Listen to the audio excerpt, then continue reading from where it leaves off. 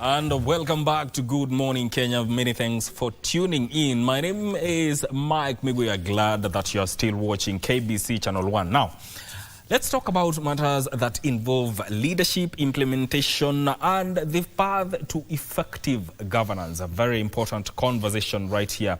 And for that, I am joined by Wanjau, EGH, who is the Secretary to the Cabinet of the Republic of Kenya. Welcome to Good Morning Kenya. Thank you. How are you doing this morning? Very much, Mike. I'm doing very well. Yes. I'm glad it's a Monday. It's a Monday. Good Monday. And Spain won yesterday, so we are feeling good. You're happy about that. Yes. So am I. Let's get into this conversation. And maybe the best point to start is to just talk about your office. For anyone who does not really know what the office entails, so it would be important to just let a Kenyan know what the Secretary to the Cabinet, your office, does and your mandate. This office is set up under Article 154 of the Constitution. Yes. And it sits as a business partnership office to identify government business and progress it through cabinet. Yes. Often when any government comes into power, it comes with significant policy shifts and promises. And it is therefore imperative that those aspects are identified early, translated into the enabling policy or legislative proposals to enable them carry through.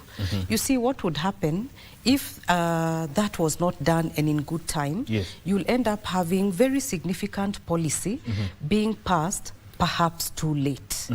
So the purpose of this office is to ensure that we are able to identify the business and progress it on time in order to give the space for implementation for the citizen to see value at the end of that stream and the policy implementation. Yeah, and taxpayer seeing value is a very important aspect. Indeed. Now, you know, speaking of policies, as a country, we are not short of policies, even strategic plans, blueprints, development blueprints, for instance, the BITA, then there is Vision 2030, the aspect of digital transformation. So what separates government that delivers from the one that just gives promises? Policies are always there, and they have always been there since we got independence and perhaps even before. But a policy represents possibility. It tries to answer what would success in this area look like. But a policy and policy implementation should not stop there. It should then say, now that we have this policy, what then? And that then takes us into the depth of government work, because citizens will often look to results that they see day to day and how they affect them. But what they don't realize, that's usually the 7th or 8th step, because every party will come with a manifesto with promises. Those promises translate into policies. Yes. Sometimes those policies might require legislative proposals, meaning you're going to Bunge to pass the laws that will enable. After that happens, that's the 3rd step, you then enter the budget cycle. So that then you're able to allocate resources to enable the projects to run. Only then do you go into policy implementation and monitoring for the citizen to see value. So it takes time. Progress takes time. And a lot of these are underscored by very heavy coordination. In the 5th administration, we have seen a lot of whole-of-government approach issues where ministries not only collaborate among themselves, but also heavy collaboration between the national government and the county governments. So you can see there are many layers of collaboration in order to get to an outcome that the citizen will now see. For example, recently I was in Homa Bay. Koginga Fish Market is a national and county collaborative initiative. The dams, some roads, you will see there's that heavy collaboration. And ultimately, you are able to see the and outcome. it would be also important to talk about how your office now translates cabinet decisions into actionable instructions that ministries and state departments can use to implement projects. Yes. So when the proposals come to cabinet, decisions are made through collective responsibility, and of course anchored by rule of law. And after that, we formally communicate the decision and then embark on the next stage, which is follow-up for implementation. And we have dashboards and key parameters that we look for. As you can imagine, with this kind of massive projects, some of which even span the whole country, there's so many dynamics and there are so many layers. And often you will come across challenges. For example, you might find there's litigation. You might find that there are issues of ownership that are not clarified. And this is where the Cabinet Office, alongside other offices that handle government coordination issues, come in to identify those constraints and find ways to try and deal with them or manage them in order to open the roadblocks for the project to go on. And indeed, if you recall, the bottom-up economic transformation agenda of the fifth administration carried significant policy shifts in health, in education, in agriculture. And in the early days, in 2023-24, there was a lot of issues that needed to be sorted out. Now we begin to see the rollout of those projects for which we monitor. Should we come across a situation where the policy outcome is not what was desired, that becomes a point to relook and revisit and reconsider in order to identify an alternative pathway. Because at the end of the day, governance is about delivering value to the citizen. So you must find alternative pathways in order to ensure that you still reach the destination. And speaking of leadership and governance, you know, people judge leadership in government probably by the metrics of popularity, speeches, campaign promises. But then again, when it comes to governance, it's a whole different ballgame. We are talking about matters of delivery, earning public trust, even matters of institutional effectiveness and so on. You know, you sit where leadership mostly becomes administration. As a people, where should we draw the line between political leadership and administration leadership? Political leadership and governance are related, but they are not the same. But often they get conflated, because political leadership is about, democracy is about measuring the political sentiment within a certain context, within a cycle, whether it be an election cycle or a by-election like what happened in Okalau recently. But governance is about long-term public policy implementation. So it would be unfortunate to try and frame governance within the frame of a political space, a political sentiment of a certain point in time. Public policy implementation is much, much further, and this is what determines ultimately the destiny of a nation. So the two are similar, but they are not. They are related, but they are not the same. So the focus here should really be framing towards transformation, looking at some of the priorities of an administration. In the fifth administration, we have seen a heavy leaning and tremendous progress registered in cases of agriculture, for example. Kenya is an agri-based economy, and the majority of the population rely on agricultural output. We have seen significant gains, and better than has happened in many years, in tea, in sugarcane, in coffee, in the oil crop area. Yes. And we are also working towards deepening the value chains in livestock. And the gains are evident. I do not need to speak to them. Kenya was also one of the first to ratify the AfCFTA, the African Continental Free Trade, yes. and actually is at the front line of implementing. His Excellency the President actually chairs the AfCFTA initiative, and Kenya was the first country to actually roll out its National Agriculture Investment Plan. And what that means is looking forward, because populations have grown, circumstances have changed, to determine how much trade do you want to do across the 54 countries in Africa, how much do you need for your own citizens for food security, and then begin to actually project and position in that regard. So you find that with regard to the NASIP plan for investment, the agro-based food issue, Kenya is leading in that direction. Of course, there are other priorities. There is affordable housing. We have seen a lot of movement in that. There is health, there is the MSMEs, and the digital and creative economy. And many of these speak especially to the youth, because we are a young country and we are looking for opportunities where you're able to benefit the largest number of people in a population, and particularly the youth. And I believe there are many, many incidences and evidence that one is able to rely on to demonstrate this.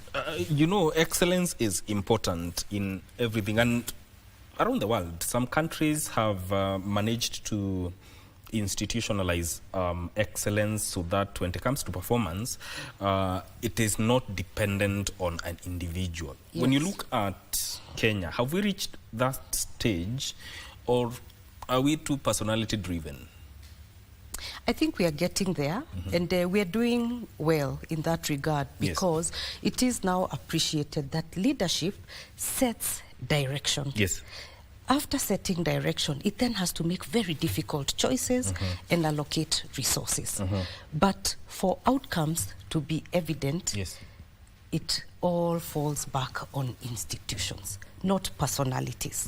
And a heavy reliance on personalities will mean that once the person who was doing it is no longer there, the institution crumbles.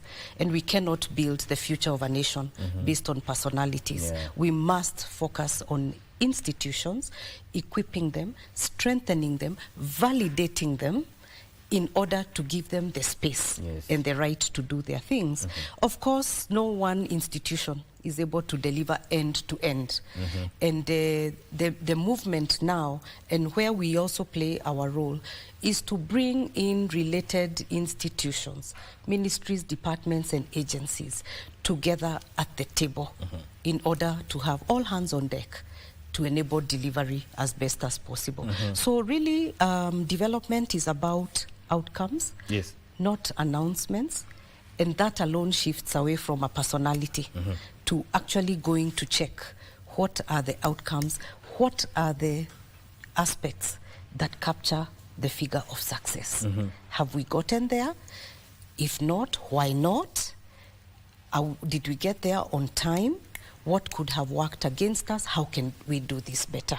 Remember, it's a continuous process. It's not a destination. It's not a fixed destination. We must continue to aspire. And when we look at implementation, as a country, there have been challenges around that aspect of implementation. But yes, as a country, we do have, we produce very ambitious policies and policy documents. But then again, when it comes to implementation, there is a recurring challenge. Why do we have that? Why is it hard to make sure that some decisions are implemented as expected? I think that's a very pertinent question. And let me start by saying implementation challenges are not a Kenyan issue. That is a global challenge across the world. Because when the rubber meets the road is when you realize that the road is not as smooth as you had expected. But having said that, and looking back at the last 3.5 years or so, there are certain aspects that have colored the environment. Yes. One is global shocks. Global shocks like not seen before. We have had the supply chain disruptions. Yes. We have had public health concerns like Ebola and the like.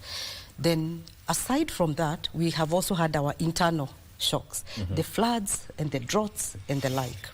Then coming further has been the financial constraints. The debt levels have been high and the need to keep repaying those debts. So those have colored the environment generally. And those play into implementation of any policy and any program that you have on the ground. Now, the general design of governments across the world is a silo structure. The portfolios are silo structured, but the magic happens when those different portfolios come together. Because together we go further and we do better. And this has been the very, very sustained effort and the call to action that portfolios must work together in order to bring synergy and leverage of one another within the national government. And that way, when we are outfitted that way, we then get better at working with the other level of government. So those are the indicators of success of implementation, because it requires adequate resourcing, financial resourcing. It also requires adequate technical capacity to do the role, and then government coordination within government and across the levels of government. Of course, right in there is the citizen as at the center. And as you're aware, Mike, our constitution actually has a requirement for public participation, because it's nothing about me without me. So citizens also have a place at the core to participate within the participatory mechanisms, to give feedback, to push back, because indeed, even as government continues to deliver for the citizen also has the right to call out for accountability and to seek for feedback or corrective mechanism, because this is for them. And the enduring goal at the end of it is, as a citizen, have I received value from this project, this program, this policy? And thinking of development and the citizen, what do you think? Do they understand development differently from what the government intends to do? Or how do you think Mwananchi interprets development? I wouldn't say that they see it differently. We are perhaps looking at different windows, because government will look at the overarching big picture, but the citizen will experience it day to day in their life, in their household. How is this policy working for me at a very granular level? And this is why a citizen will say, sina pesa mfukoni, or they will say, nilipata job. So it's very personalized, it's very granular. And in order to meet that expectation and bridge that trust, this is why you find that the fifth administration has looked at priorities that are able to achieve benefit for the greatest amount of people. Let's look at the recent program that was launched, and there was a lot of publicity around the Nyota program, which seeks financial inclusion and enablement among the young people. And for those who receive that money, and I hope most of them make the best of that money, they do, because there is mentorship that's being provided, there is assistance being provided, technical assistance to enable them do their business cases and project their businesses forward. What will that particular citizen say at the end of the day? I have a job, I am making so much, I have employed so many people pursuant to setting up my business. So the citizen view is very individual, is very personal, and as it should be. And the commitment and the goal of any government is that more citizens are able to speak to that positive nature, and hence the look and the swiveling across many sectors, from fisheries to agriculture to water to mining, because citizens are in different locations and their needs are unique. And no one area deserves more recognition than the other. Hence the multiplicity and the 22. We have 22 portfolios that look at that general spectrum of Kenya. Of the whole country. Yes. And speaking of which, is there a way to verify that this flagship government project is delivering value to taxpayers? What happens if it underperforms? When every policy or program is being implemented, you hope for the best, but you plan for the worst. That is a standard business practice. Yes. And you also determine along the road and ask, what will success look like? How will we know we have reached where we are? So this is a factor of monitoring and evaluation. Yes. Citizens who are impacted by that particular issue also look back and give feedback. I mentioned to you I was recently at Koginga Fish Market in Homa Bay. Yeah. And listening to the general sentiment, looking at the hub, the business, and the expressions, they kept saying that they export their products. And we understood the export to mean they export their products to Nairobi every day. Yes. So this was very interesting. Yeah. This was very interesting and very elevating because the refrigeration facilities have enabled them to now scale business from the local villages and the towns around, and they now look at Nairobi as the export market, and of course a larger intra-county export. This is what it's meant to be. Of course, sometimes, due to various reasons, not all programs might achieve as fully as that. And this is why technical skill is required to identify and find out how to recalibrate so that we still keep towards the commitment, towards the final milestone that we sought to achieve. Very important. And, as you said, working together as a ministry is very important. And many national priorities will require ministries to really work together. But then again, what mechanisms exist to ensure that it prevents ministries from operating in a silo or isolation? You see, even just with the limited resources available, there's a call for every portfolio to be very innovative, because there's a call to do more with less. When you think of Kenya at independence 1963, you know how many Kenyans we were? We were 9 million. We are now approaching 60 million. Yes. And the ambition is perhaps at the highest now than it was then.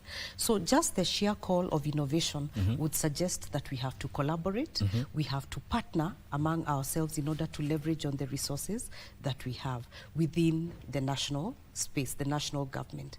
Then, no one project is administered and implemented at national. It has to cascade down because of the concept of devolution to the counties. So you're also working across the levels of government to the counties. So just those very levers really make it imperative for collaboration across the national and across the different levels of government in order to optimize for success. Yes. If I would illustrate it, for example, with the AFCFTA, where this is a very massive opportunity for businesses to scale in Kenya and trade across the 54 countries in Africa.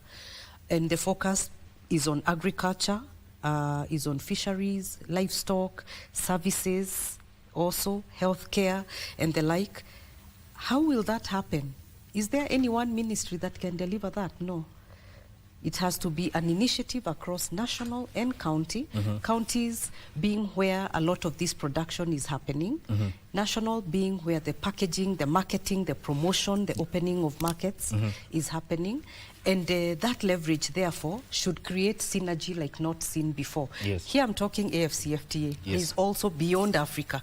You know, there are a lot of trade agreements that have been signed, a lot of multilateral and bilateral agreements, for which to succeed, we must really come together and bring our best in order to operationalize these agreements. Yes. And you know, you're talking about coordination across government, and you know, ministries have priorities. But then again, what happens if there are competing priorities, or maybe something might bring an overlapping of mandate?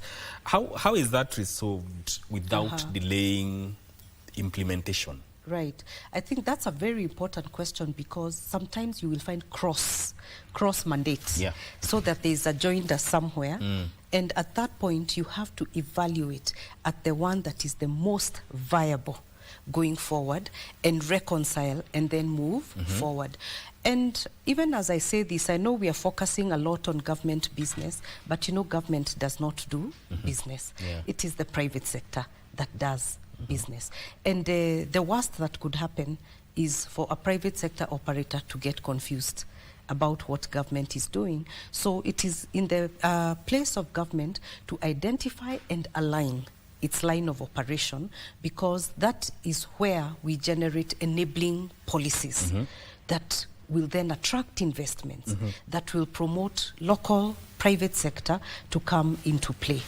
At the end of the day, for government to say that it has succeeded in its policies and programs, that will happen because the citizen has participated. The citizen, be it private sector, be it foreign investment that has come in, that they have been able to work their mechanics, produce for profit, create jobs, and because of all those multiple layers, bring forward a level of prosperity that all can enjoy. Yes. And you've spoken about synergies within the ministries, but then again, do we still evaluate ministries as independent entities? Yes, because they all have performance contracts that are very sector specific, portfolio specific. And even in that evaluation, part of the evaluation, Mike, is how collaborative was I. So the magic is not that any portfolio worked on their own. And in fact, working on their own will have very limited results, I would say. But the factor of collaboration and leverage will bring innovation, will bring in a spinning effect that they are able then to achieve more, and for both or more who are collaborating on that particular issue. And of course, there are some policies, when being implemented, cut across the entire government, so they're not even portfolio specific. And for those ones, there's a component then that would attach on each and every portfolio. And you know, data is very important, and the citizenry, there's an expectation that government would demonstrate results using data. Is there a way to ensure that the government performance indicators measure impact rather than simply recording activities that have been completed? Yes. In fact, that's the very purpose for which an office like the Cabinet Office exists, and others that exist to measure delivery.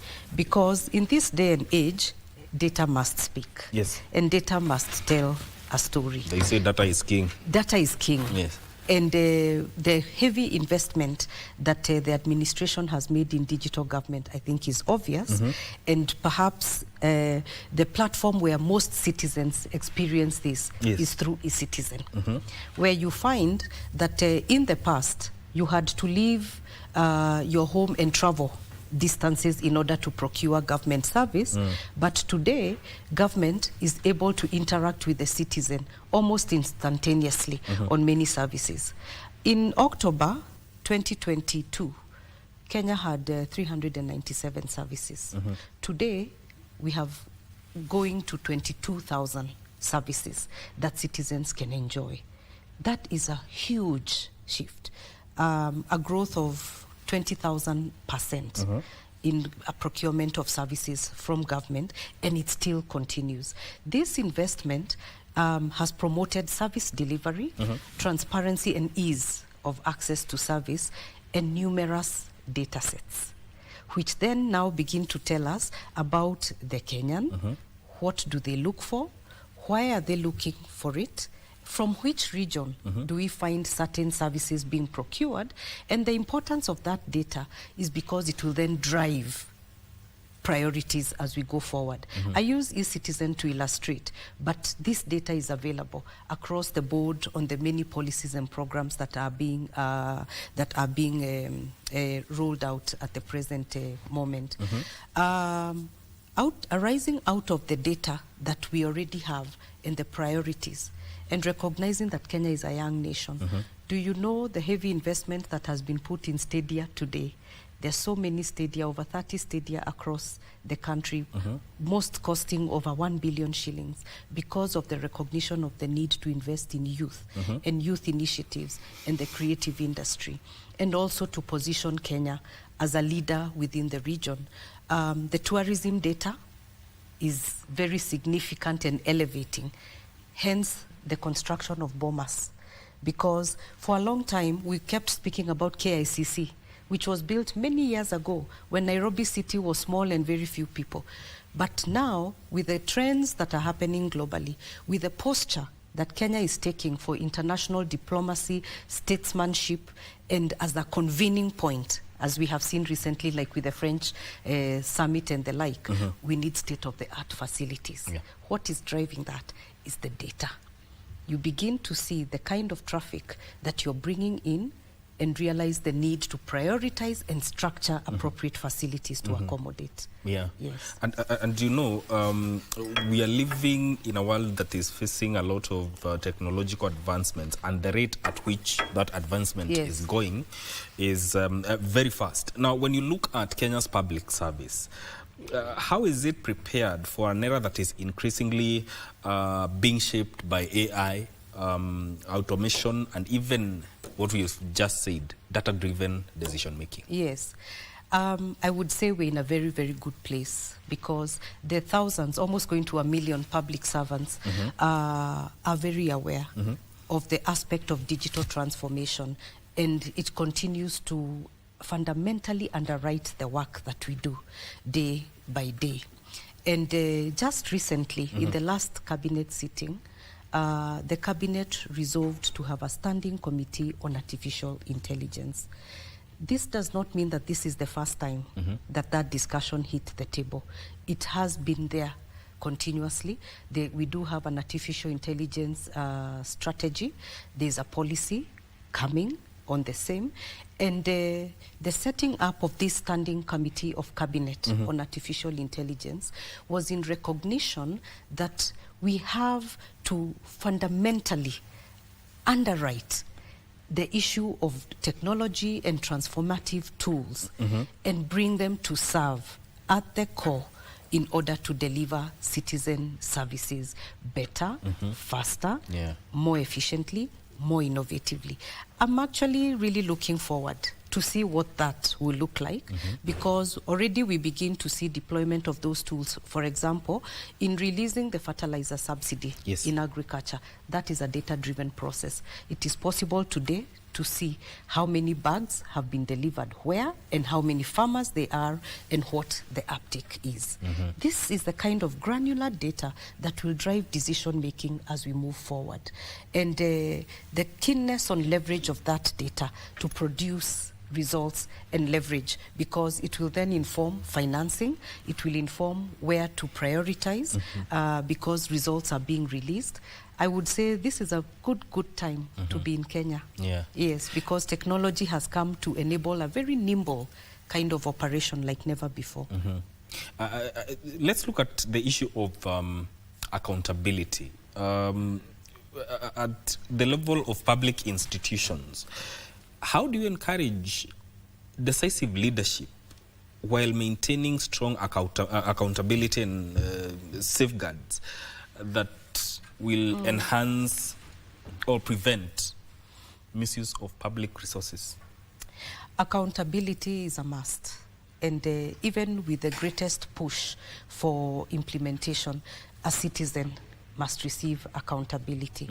Of course, sometimes there's a tension, and I like to call it creative tension, because when implementing, leadership sometimes makes difficult decisions, decisions which are not very popular with the citizen, but they are informed by something. And the confluence of this is through citizen participation. And my encouragement for me and you and all Kenyans would be to participate in these conversations so that we get to a space where we understand the why. Why has this decision been made? Why have we not experienced this and that outcome? What is the challenge? You know, when a space is opened that allows for that, if I would call it vulnerability, the sharing of the experiences, it then opens up a deeper space to co-create. Co-create, because Kenya is ours. We are not leaving, and nobody is going to come and sort it out for us, so that together we are able to shape a way forward.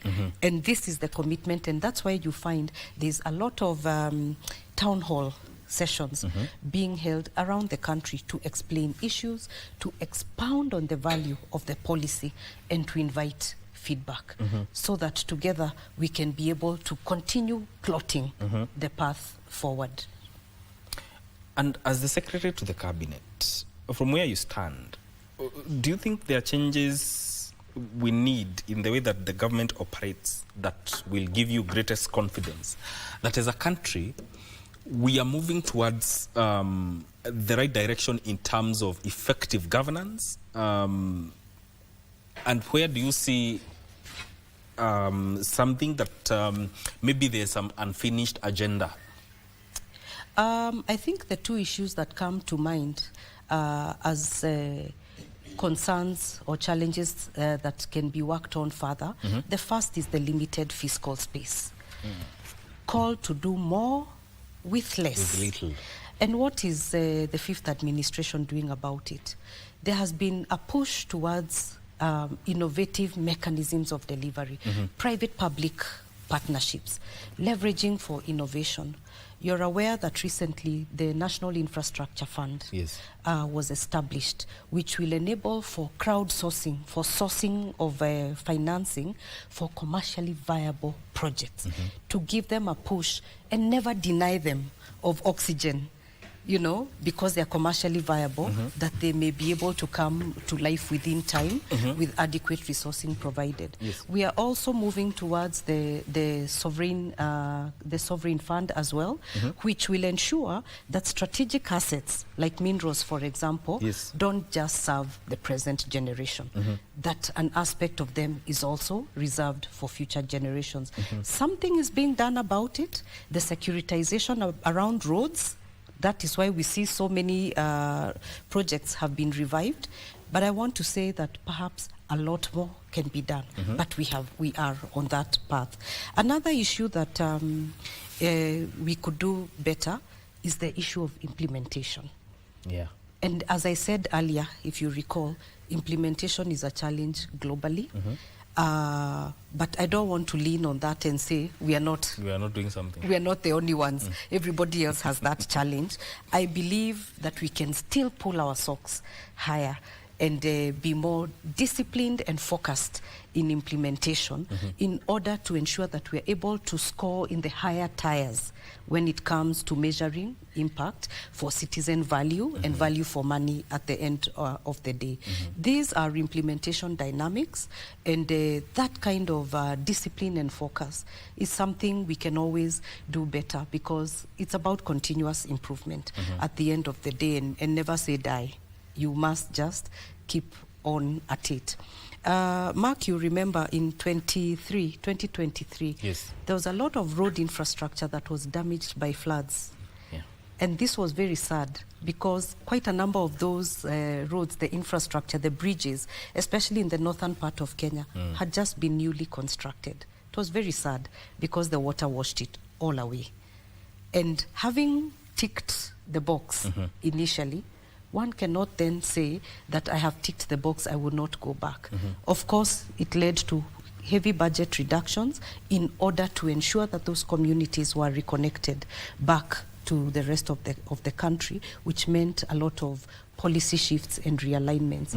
But this kind of heavy aligned coordination will generate synergies that will allow us more and more to be able to optimize, even with the existence of limited resources. Are there reforms that are there to ensure that public institutions attract highly skilled professionals, despite what you would say is competition from the private sector? Yes. What are those reforms? Oh, they're there. Do you know that Kenya has almost 80 universities and is a leader of education provision in the region?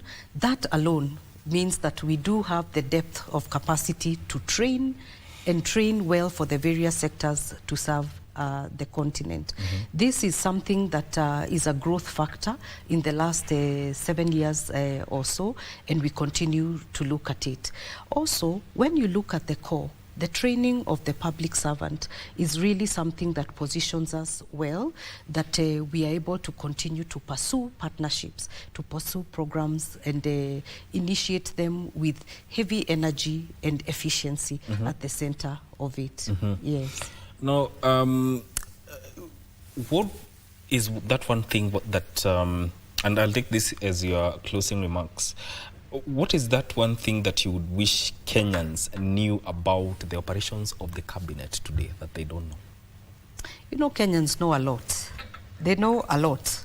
And I think when it comes to cabinet operations, the one thing I would wish that they would know and participate deeper is the participation in those programs, because all these very strategic proposals come through cabinet, and it would be very sad if a citizen interested in a certain sector did not own the policy proposal, yet they had the window to participate in that proposal.